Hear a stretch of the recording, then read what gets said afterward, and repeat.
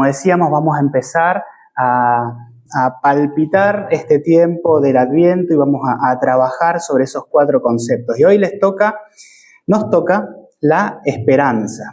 Y yo puse el título Adviento, abrazar la esperanza. Y antes de ir al pasaje, vamos a pensar un poquito y a meditar, ¿no? Estamos en un tiempo, el tiempo de la Navidad, donde si salimos a las calles, están ya las luces prendidas, ¿no? Está lleno de luces. Bueno, hay alguna gente como a mí, por ejemplo, que nos gustan mucho los villancicos, entonces ya están sonando los villancicos, ya está escuchándose la música navideña. No sé si me cargaba porque este año no empecé en diciembre, sino que me anticipé más todavía con los villancicos, así que pobrecita tiene que aguantar mi música, ¿no?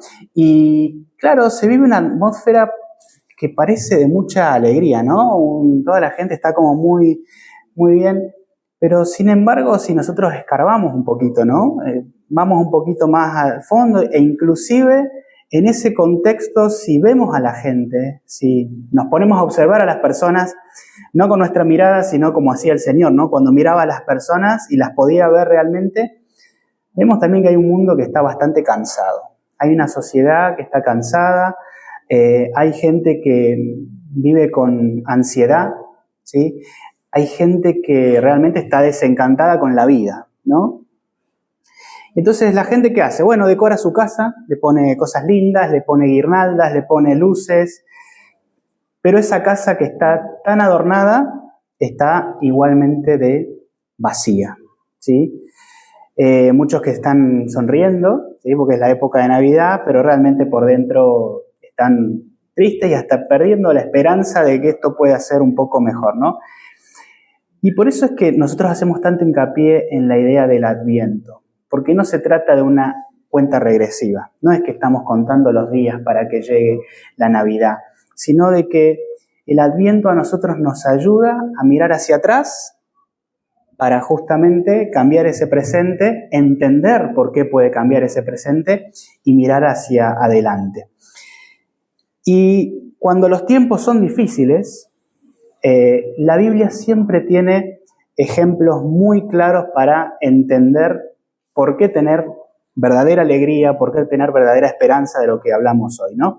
Hay un personaje bíblico que, de hecho, si uno lo ve en la Biblia, es muy cortito el pasaje en el cual aparece este personaje, pero tiene un significado tan profundo y tan fuerte respecto del Adviento y fundamentalmente de la esperanza en el Señor que lo tenemos que leer. Si no nos podemos perder leer esa historia en este tiempo de Navidad. Vamos a ir a Lucas, capítulo 2, versículos 25 al 32, donde está la historia de Simeón. ¿Sí? Vamos a leer. Dice, y aquí había en Jerusalén un hombre llamado Simeón, y este hombre, justo y piadoso, esperaba la consolación de Israel. Y mira este detalle que interesante. Y el Espíritu Santo estaba sobre él. Y le había sido revelado por el Espíritu Santo que no vería la muerte antes que viese al ungido del Señor. Y movido por el Espíritu, vino al templo. Y cuando los padres del niño Jesús lo trajeron al templo para hacer con él conforme al rito de la ley, él le tomó en sus brazos y bendijo a Dios diciendo, ahora, Señor, despides a tu siervo en paz, conforme a tu palabra, porque han visto mis ojos tu salvación, la cual has preparado en presencia de todos los pueblos, luz para revelación a los gentiles y gloria de tu pueblo Israel. Qué historia interesante, qué historia fuerte, qué historia cargada de significado. Hoy justo Willy hablaba o nos contaba un poco de todos los profetas, habló finalmente de Malaquías y dijo, bueno, y después de aquí viene un tiempo, el que se llama el periodo intertestamentario. Con lo cual, vemos aquí que Simeón viene de 400 años de silencio, ¿no? El pueblo llevaba 400 años de silencio, habían pasado muchas cosas, la opresión seguía sobre ellos, ¿sí? Y sin duda, a mí no me cabe duda de que el pueblo en aquel tiempo también se habría sentido como lo que relatamos hoy más temprano, ¿no? Esa idea de que, bueno, hay alegría fingida, hay vacío, hay desesperanza, porque realmente no veían de que esa opresión que había sobre ellos pudiera cambiar, ¿no?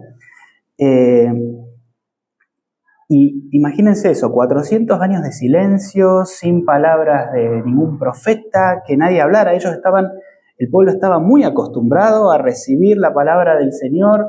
Era un Dios que constantemente lo tenía que hacer porque los tenía que corregir, ¿no? Pero constantemente les estaba hablando.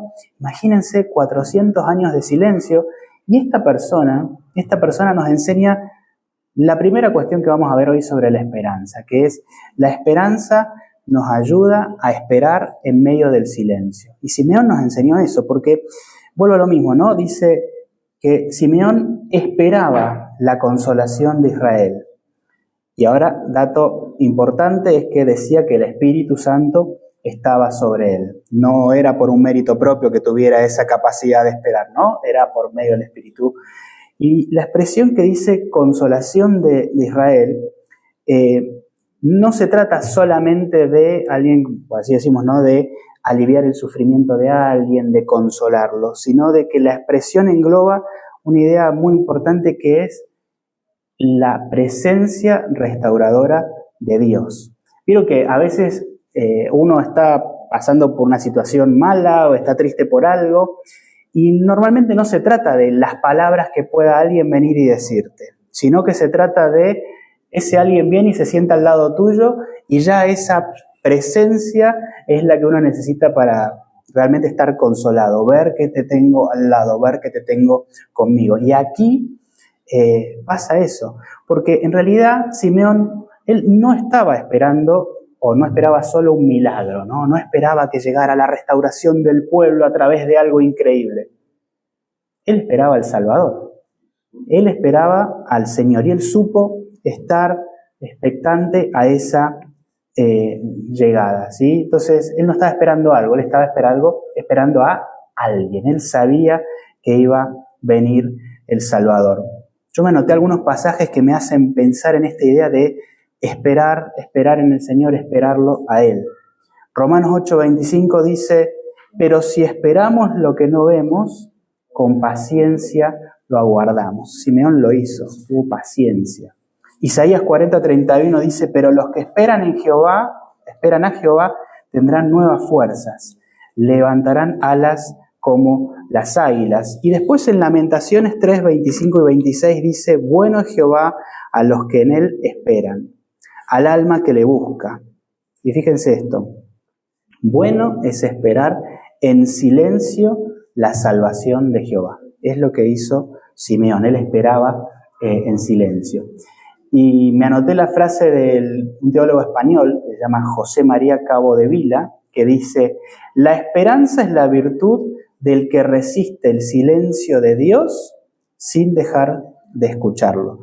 Recuerden de que hablamos de que estábamos en el periodo intertestamentario, estábamos en el tiempo del silencio, donde aparentemente no se escuchaba la voz del Señor, pero el pasaje que nos dice de que este personaje, Simeón, estaba lleno del Espíritu Santo y que él fue movido por el Espíritu Santo, ¿sí? En el medio del silencio, él pudo escuchar la voz del Señor guiándolo, ¿sí? Y es interesante porque la base para poder decir, bueno, pude tener esa paciencia, esa espera, esa esperanza. Yo decía que fue el Espíritu, claramente fue el Espíritu del Señor hablando por su palabra. Y nosotros hoy tenemos nuestra fuente de esperanza también en su palabra, ¿sí?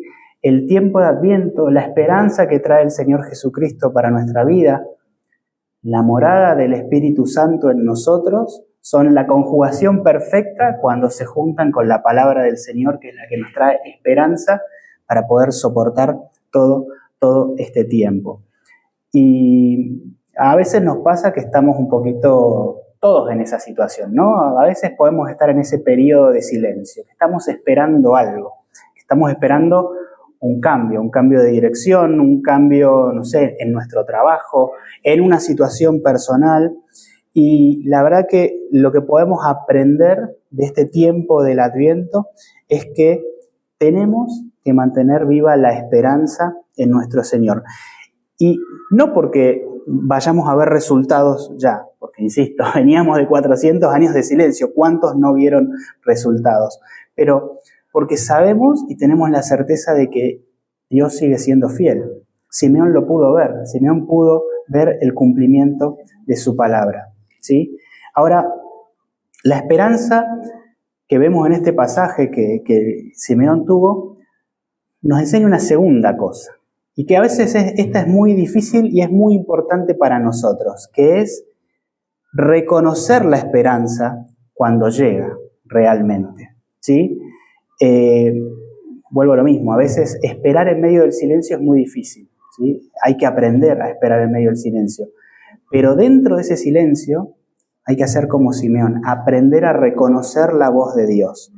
Miren lo que dice el pasaje. Dice, y movido por el Espíritu Santo, vino al templo y tomó al niño en sus brazos.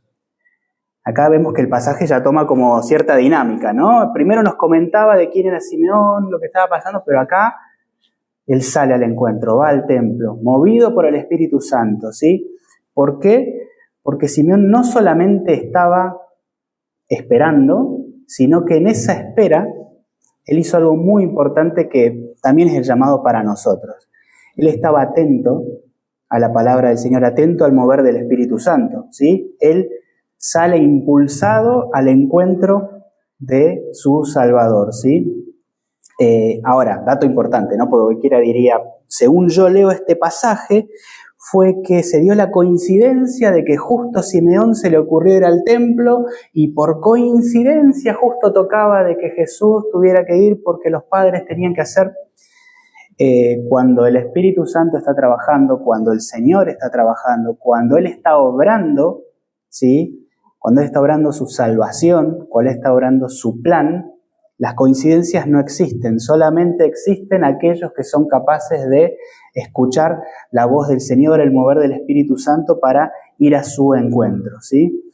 Dice que sucede algo muy, muy extraordinario en esto, ¿no? Porque dice que tomó al niño en sus brazos. Y yo pienso en una idea, una imagen muy interesante, ¿no? Porque estamos viendo a una persona muy mayor, ¿sí? Con todo el cansancio de la vida, ¿no? Con todo lo que ha pasado por esa vida, por todo el silencio que soportó esa vida y al mismo tiempo abrazando a un niño, que normalmente es la imagen de la vida, ¿no? La imagen de nuevos comienzos, la imagen de algo nuevo, y en este caso, la imagen de, como Simeón lo había reconocido, la imagen del Salvador.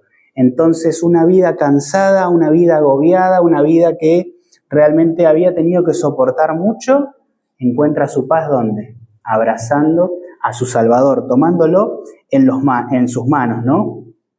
Y fíjense que el texto dice que Simeón bendijo a Dios diciendo, ahora, Señor, despides a tu siervo en paz, conforme a tu palabra, porque han visto mis ojos tu salvación. Algo interesante es que cuando la debilidad humana, ¿sí?, se encuentra con la fortaleza divina de ese encuentro, ¿en qué se transforma? En un canto de alabanza, en un canto de oración. No hay otra cosa que hacer, no se puede hacer otra cosa, y eso fue lo que hizo Simeón. Decía San Agustín, Dios se hizo pequeño para que el hombre pudiera abrazar su esperanza. De ahí la idea del título, ¿sí? Ahora, cuando nosotros somos capaces de abrazar al Señor,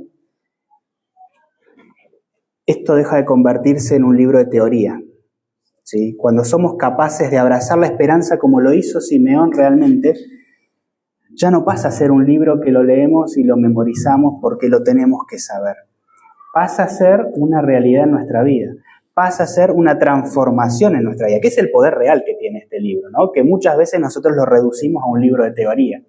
Pero realmente lo que hizo Simeón fue abrazar completamente la salvación que venía del Señor, esa esperanza que Él había traído para su pueblo. Ahora, acá hay un detalle interesante, ¿no? Que yo siempre le digo, tenemos que leer cada detalle. Nosotros venimos hablando de que Simeón había recibido la palabra del Señor diciéndole que él no iba a morir hasta no ver al ungido. Y de repente, cualquiera diría, bueno, entonces Simeón se debe haber estado preparando para la entrada triunfal del nuevo rey con todas. Y Simeón sale corriendo al templo y se encuentra con un niño y abraza a un niño, y ahí es donde él puede decir, han visto mis ojos tu salvación, en simplemente coger a un niño que estaba ahí. ¿Y cuántas veces a nosotros nos pasa exactamente lo contrario a Simeón? Que muchas veces no nos damos cuenta de que la promesa del Señor para nosotros se está cumpliendo, Él la está obrando, la está llevando adelante, y nosotros no la reconocemos porque la vemos demasiado pequeña. No nos damos cuenta de que pequeños detalles de nuestra vida son la promesa del Señor cumpliéndose en nosotros. Un abrazo de una persona, una palabra de alguien que nos puede alentar o que nos puede ayudar a darnos cuenta de lo que nosotros necesitamos para hacer ese cambio. Y muchas veces la despreciamos o no nos damos cuenta porque, insisto, es un bebé y nosotros estábamos esperando un guerrero, un súper salvador, ¿sí? Como decía, a veces la esperanza llega envuelta en pañales y no en coronas como nosotros siempre queremos. Ahora, la tercera cuestión que nos enseña Simeón, ya vimos lo primero, que era que nos ayuda a soportar en silencio la espera de la esperanza. En segundo lugar, nos ayuda a identificar la esperanza del Señor, la promesa del Señor. Ahora, lo tercero que nos enseña este pasaje y que Simeón nos enseñó es que esa esperanza del mundo hay que proclamarla. Este pasaje nos enseña a proclamar la esperanza al mundo que, como dijimos más temprano, lo necesita y mucho, ¿sí? Dice el pasaje, luz para revelación a los gentiles y gloria de tu pueblo Israel. Pensemos esto, ¿no? Simeón había estado esperando toda su vida por esto. Y de hecho, cuando se da el cumplimiento, lo primero que él dice, bueno, es que claramente ahora puedes despedir en paz a tu siervo porque han visto tus ojos de salvación. Pero es muy interesante cómo él no se queda con su experiencia personal. No es que se le cumplió la promesa a él y listo, ya está. El Señor me cumplió a mí, ya no puedo pedir más nada, estoy hecho. Y bueno, listo. Él inmediatamente habla y dice algo que quizás para nosotros hoy es algo simple, una palabra más, pero recuerden de que dentro del pueblo de Israel, pensar de que la palabra del Señor no era solamente para ellos, sino que se abría a todos, a los gentiles, era una palabra fuerte, ¿sí? Decir que era para todo el mundo y no para ellos que eran los escogidos, era y es fuerte. Y Simeón tuvo esa inteligencia de darse cuenta de que, está bien, fue para mí, pero gloria a Dios y tiene que ir para todos los demás. Por lo cual vuelvo a esto y digo, ¿no? Él utiliza la palabra la luz del mundo para los gentiles, que pueda iluminar al mundo. Y es lo que nosotros tenemos que hacer también. Cuando entendemos y reconocemos, podemos escuchar la voz del Señor y esa esperanza y esa promesa del Señor llega a nosotros, tenemos que, como decíamos recién, ¿no? Adorarla, reconocerla, vivirla, experimentarla, disfrutarla, pero inmediatamente tiene que arder en nuestro corazón ese deseo de que tiene que brillar para los demás. El Señor lo dijo muy claro, ¿no? Ahora que decimos el tema de la luz del mundo, y yo insisto con esta idea de la Navidad que está tan llena de luces, pero también tan oscura por dentro, este pasaje nos puede ayudar para iluminar a los demás. Juan 8:12 dice, yo soy la luz del mundo, el que me sigue no andará en tinieblas, sino que tendrá la luz de la vida, que es la que realmente hace falta que se encienda. Son muy lindas las que están en la calle, son muy lindas las que están en las casas, pero claramente esta es la luz que hace falta. Dice Isaías 49:6, te pondré para luz de las naciones, para que seas mi salvación hasta lo postrero de la tierra. En la fe de Simeón, en esa espera, hay misión. Y eso nunca nos puede faltar a nosotros. Hay un teólogo que ya lo he nombrado, alemán, Dietrich Bonhoeffer, ¿sí? Un señor que le tocó vivir en la época de la Alemania nazi, quien fue encarcelado dentro de la Alemania nazi y vio la muerte allí. Él escribió esto desde la cárcel. Dice: el que ha conocido la esperanza de Cristo no puede guardarla solo para sí. La esperanza verdadera empuja hacia la misión. El Señor Jesús llegó y en el momento que Simeón pudo abrazar a ese niño, lo llenó de paz. Pero al mismo tiempo le dio palabra para llevarnos a nosotros de inquietud para poder llevar el mensaje hacia afuera. Siempre se ríen de esta frase, pero yo le voy a decir que es mi amigo Spurgeon, el teólogo Charles Spurgeon. Él también ha hecho una referencia muy interesante con este pasaje y que para mí es desafiante también, porque dice: los hombres verdaderamente esperanzados son los más activos en la obra de Dios, porque saben que el día de salvación se acerca.